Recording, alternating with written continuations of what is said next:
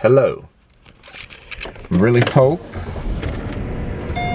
y'all are doing okay. Figured you might want to take a little ride with me. Take a little trip into my world. Is this thing recording? Yeah. Gonna try to do this in the best way possible so that I don't get a ticket. I think I probably got it. Hopefully nobody figures out where I'm living. Let me turn this down so y'all can hear me. Alright, so I don't even know like when y'all even seen this video, to be perfectly honest with you. Shades. Yeah, YouTube has been giving me a lot of issues as far as getting videos up. Like, that's the hardest part about all of just trying to, in general, upload videos, is actually getting them up. There's been a lot of stuff that's been on my mind lately, and I haven't even had a chance to really talk about it and to say how I feel about different things. Like, stuff comes up and I don't have access to my camera and I can't really talk about it the way I want to. Let me just say that suspicion in a relationship, it does not come from nowhere. Suspicion, questioning, trust issues, all of those types of things, they do not come out of thin air, and I need more people to understand that, especially women. If you have any kind of inclination, that word? If you have any kind of inclination that there's something going on in your relationship that should not be going on, it is coming from somewhere, and it is your job, it is your duty, being in the relationship, to find out where it's coming from. When it comes to suspicion and feeling some type of way that something's going on, you got to figure out which side is it coming from. That's the first thing you need to do. You need to first figure out, is it coming from your side or is it coming from your partner's side? So the ways it can come from your side is if in your past you've been cheated on, you've been hurt, you know, all that kind of stuff. All that stuff is you.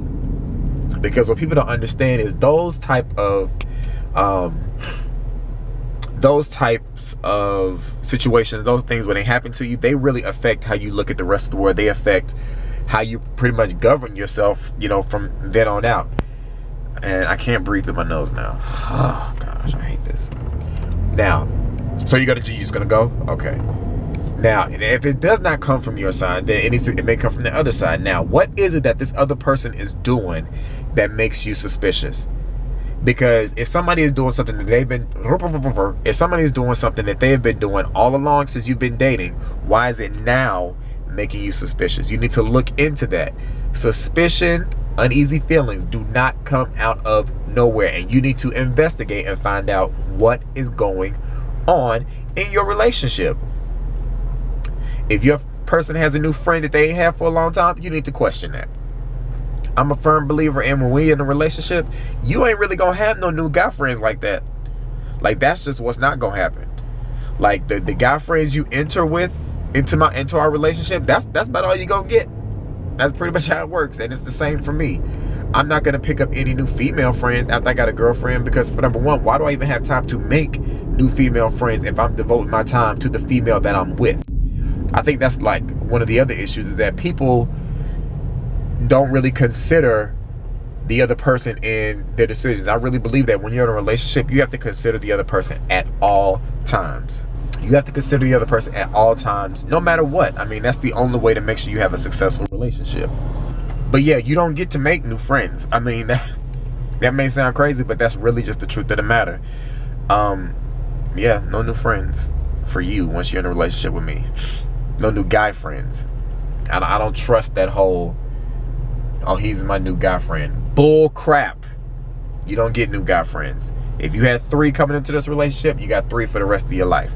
The only new friends that you probably gonna be making that's a guy is because he's dating a girl and you know him through her, or as a couple, we are hanging out with another couple. Like, other than that, you don't have no new guy friends. Sorry. Yeah, but if you feel any type of suspicion in regards to your relationship, you need to really figure out what it is, because something's going on. I just don't believe that people are suspicious for no reason. Secondly, something that's been on my heart. The levels of thirst in today's society are just astronomical. to be perfectly honest with you. Being thirsty seems to be a new way of life. And the thing is, when you understand thirst behavior and you understand thirst mentality and and you're able to identify what it looks like, and you're able to point it out, and you can model it, that's when things really get deep. Because when you know what a thirsty person looks like, how a thirsty person acts, you start to question almost everything around you. I'm so sick and tired of being around people who just want to be seen, who just want to be heard, who just want to be validated because they don't have enough self-confidence in themselves to feel good about themselves. All of that is thirsty behavior. All of that is a thirsty mentality that I don't have time for. I'm extremely comfortable with who I am. I'm extremely comfortable with who I am. I'm extremely happy with who I am. I would not change myself for anybody. I would not change myself. I mean, it's really just that simple. Like, physically, I'm very happy with how I look. Am I in the running to be the next sports model? Heck no. I don't have abs. They under some fat. Everybody has abs when you think about it. Like, I don't have that type of build. I ain't 6 feet tall. I'm completely happy with what I look like. I'm completely happy with the fact that my head is now bald and will be bald for the rest of my life. I ain't got to go to the barbershop and I'll have to pay $10 every other week anymore. I'm saving money. But you have to be completely happy and be completely satisfied with who you are if you really want to be happy in this lifetime. It's really important to understand that pleasing people, making other people happy, trying to be seen, all of that stuff, it's all temporary. It's all temporary, because if you can't be happy with who you are at the end of the day, you will never ever truly be happy. And the reason why I'm bringing up the whole idea of being thirsty, to be perfectly honest with you, is I've just seen this picture of Rihanna in this gown. I don't know where she was at, but she was in this, like, y'all probably will have seen it by the time y'all see this video. But she was in a, it was a see-through, bejeweled gown type looking thing. Like, her nipples were, like, clearly on display. And it's interesting to me because people, like, praise her. Like, they're like, oh my gosh, she is just fabulous. And they say all this other kind of stuff about her and saying, oh my gosh, she's amazing, and oh my gosh, she's so daggone sexy, and just all these accolades for this type of stuff. And it confuses me, because it's like, this is what gets praised? Like, a female who's actually a very beautiful girl in a see-through dress, that's what we're praising? Like, that's the it thing to do? Like,